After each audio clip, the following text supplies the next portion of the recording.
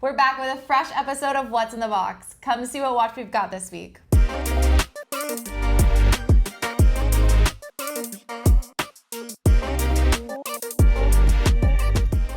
Hello, Justin. Hey, Emily. Awesome to see you. Good to see you too. Are you ready to talk some watches? I am. Are you guys ready to talk some watches? Yeah. They've been talking a lot about their wrist checks lately. Yes, they have. Really, really fun watches all over the map.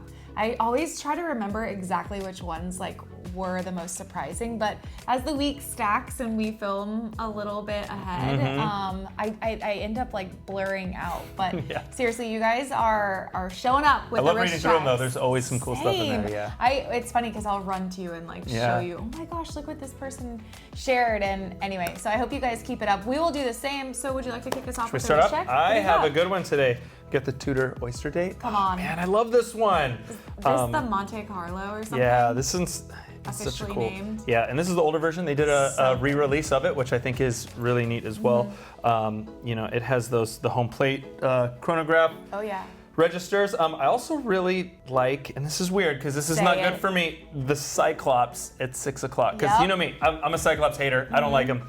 I think it's just so unique that, I like the 6 o'clock date. I think that's really cool.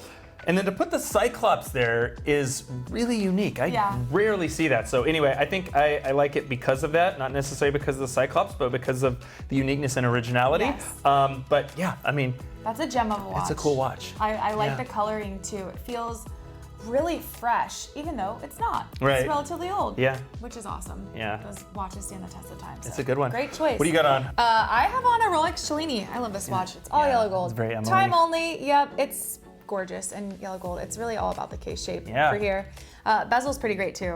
That's Not a nice ton one. of Romans, but you get 12, I like that 3, for 6, a lot of and the 9. reasons I like this in terms of the uniqueness. Yeah. It's different. Instantly when I see it, I'm like, Rolex doesn't do that case shape. Precisely. Really. Rolex doesn't really do integrated bracelets, and it's on there. So And it's this just nice. bracelet's cozy. That bracelet is really I have nice. it a little big, but as you can see, it's kind of what I like. They don't really clash too much into each other. I just like it from a bracelet perspective. And this is from 1976, so it's not old. Yeah. Technically a men's watch, but... And I'm not a huge proponent of thin watches. Some people really love kind of as thin as you can get, which is cool. For me, I don't care so much, but I do appreciate the thinness of this one. It's just so sleek and so clean on your wrist. Yep, dressy. Well, this really is nice. just what we are wearing today. Be sure to let us know what you guys have on while watching. Again, seriously, it's one of our favorite parts when you guys get to chime in. We also like their feedback about the watch. Of course. So I guess I see our box over here. It is time. I'll let you open it up. All right, let's get bring into it it. over here.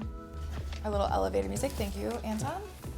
You get the fun of it. Shall I do the honors? Would you like to Try take to a guess guess. again? We've been doing a lot of modern. Let's do vintage. Vintage, okay. Oh, we actually had a recent vintage auction go on, and there was this blue Tudor Submariner. That was very nice. Actually kind of fits all of your blue vibe today. But I have been desiring a unique Submariner. I would say I'm not expecting. Well, that's You're wrong not already. vintage. You Yeah, might I want can to. tell. You might want Darn. to change it up. All right. Okay. Well, let's Care to go adjust? modern. I mean, I'll just say it's like a Smurf again. In the theme of blue, maybe they're what? You're very smiley. You're very close. Okay, we're just gonna get into it. Well, you said you wanted a unique Submariner. Yeah, I do. Would you settle for a unique Sea Dweller? Hey, that actually is close. I see where your parallels are. Stop! Whoa! Would you whoa. settle for a very biggest- unique, very large, very titanium deep sea challenge? Yes, I will. All right.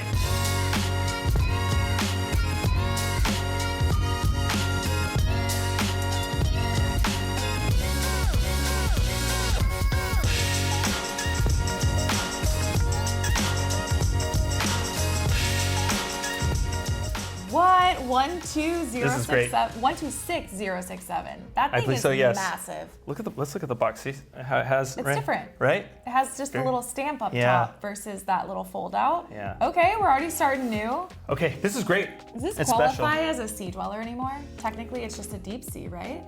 It's a deep. I mean, deep seas are sea dwellers. Yeah. Personally, I think of them as two different lines. Yeah. I think the Sea Dweller is the Sea Dweller and the Deep Sea is the Deep Sea, Yeah. just because they're so different. The Deep Sea, it wears different, it looks different, it feels different. Yes. And this is kind of like one step above that, right? So we have the original Deep Sea, which is like 12,800 feet water resistance, I believe. This one is 11. over 6.5 miles. I like to say it in miles. Whoa, okay. So it's, yeah, it says on the dial here, 11,000 meters. 36,000 feet, which is something Crazy. like, you know, like I said, just over 6.5 miles. So if you're ever diving and the Submariner is just not deep enough with water resistance, you can go to the Sea Dweller. And if the Sea Dweller's not, you can go to the Deep Sea. And if that isn't, I would love to meet someone that is diving in their Sea Dweller, let alone like needs a like more capable Sea Dweller. Right. Also from the side, I see this like sapphire crystal. That bad boy is 9.5 millimeters thick, if I remember correctly. That is wild. I mean, I love the functionality of it, but that is a lot of watch. Yes, almost 10 millimeters thick just for the sapphire crystal. I mean, they need it to get that kind of pressure resistance on it. I'm not sure if you know how thick that watch is, but I wouldn't be surprised if the crystal was thicker than... Oh, I could imagine. Let's see. Look. It's pretty close. Yeah. Maybe. Yeah, it's almost 10 millimeters, and it's 50 millimeters? Yeah, 50 full millimeters on that case. Let's try it on, just so we can see. It's crazy because I guess I don't need to be so cynical about, oh, it's so large. Like, certain people can definitely pull this off, but there is nothing better than a watch being capable, right? The specs on paper, yes, you get to tout that you have the most capable watch, but also, like, it is pretty cool. You know what I mean? Like, that it's gone so far. And if you guys aren't familiar, this is the first full titanium watch from Rolex. First full titanium watch. It is a massive, massive watch.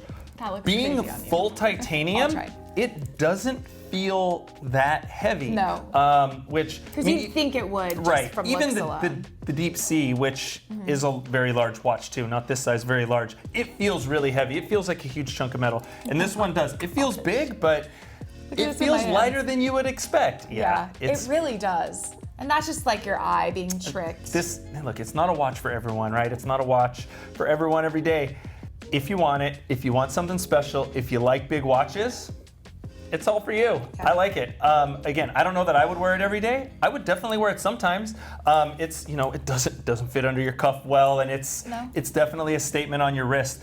But if you're into big watches and you're into something special and different, I think it's a great choice. I haven't seen this in the wild yet. I think this is the second one that we've had here now, which is fun. Yeah. For me, conversation is fun. Like I like having a conversation with you about watches. I'd like having a conversation with a stranger, right? Especially with something like this. This is a conversation piece. Sure. You know what I mean?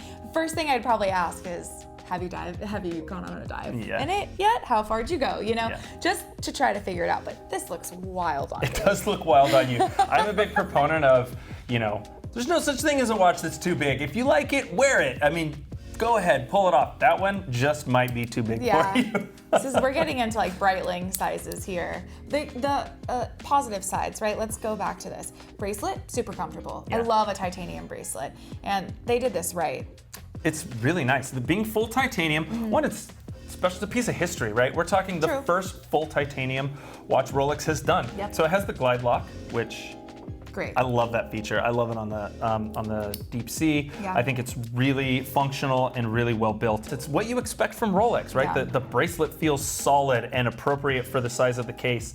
You know, it has this giant unidirectional bezel on it. I love the full demarcations all the way around. It's ceramic, right? Yes, it has the ceramic bezel insert. You know, and then it has the inner bezel, the ring lock system, gas escape valve, and it's large. You know, it's bigger. They have something similar on the Deep Sea, but of course, being a bigger watch, it's more even larger, right? Fill, another interesting thing is we can't take the case back off right now, but maybe we can throw up a picture of how big the movement is inside the case. That was kind of shocking. I knew that would happen. It's not a whole different movement designed for this case. So there's like there's a space. There's so much space around the outside of the movement to fit it in such a massive case. It's the caliber 3230. It's the I 30. believe. Okay, Yeah. so the 3230 that fits in much smaller watches, they have to fit it in here. So it's just interesting when you take the case back off and see how much room there is in there to work. And of course, it has the gas escape valve. And Triplock crown. Triplock crown. All a part of its waterproofness. Yeah, so if you're looking for the ultimate in water resistance and depth rating, not that anyone's ever going to need it and ever going to dive to that, 6.5 miles Crazy worth of depth that it can withstand, it's nice to have. And like I said, it's a piece of history, it's a first, it's special. And I also think this is, I don't like to buy watches on collectability, but I do want to talk about the collectability of this one. It's fair. It's not a limited edition or anything like that, but look, Rolex isn't making a ton of them. It's not for everyone. It's not for most people, right? Yeah. So there's not going to be a whole lot of these watches out there. I don't know how long it's going to run. I don't know how well it's going to sell, all that. That's a good point. But my guess is numbers aren't going to be big. And we see these, you look back 30, 40, 50 years, some of those watches it's the watches that are unpopular and they didn't do a whole lot and they weren't that well received and no one kind of got it at the time.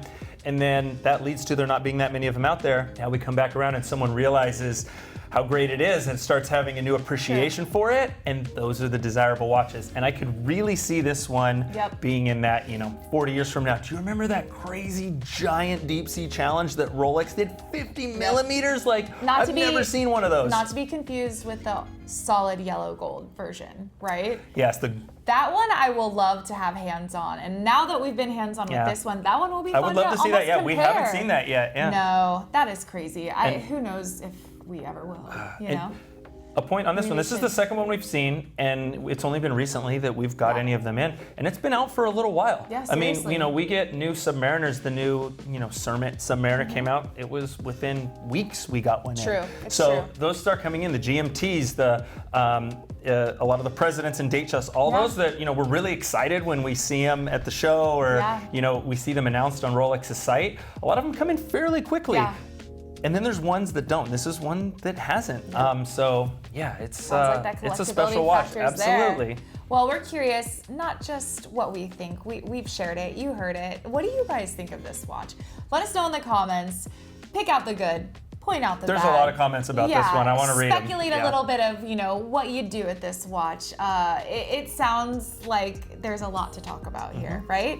But all in all, I really liked getting the chance to see this up close and in person. Ripley's, who's not here today, said he would wear it as an ankle monitor. Very similar See what that I mean? if he was... Speculation, this is fun. I like, there's probably endless ways to go about this one. So be sure to sound off and let us know. Also, if you're interested, this watch will be up on bobswatches.com over in our Sea Dwellers section. Be sure to give it a look, see if it's still available, and if it's meant for you, let us know that you've happened to pick it up. That would always be fun too. That would be good. Otherwise, we will be back with a fresh episode of What's in the Box soon. So Justin, thank you so much, and thank you guys. Be well.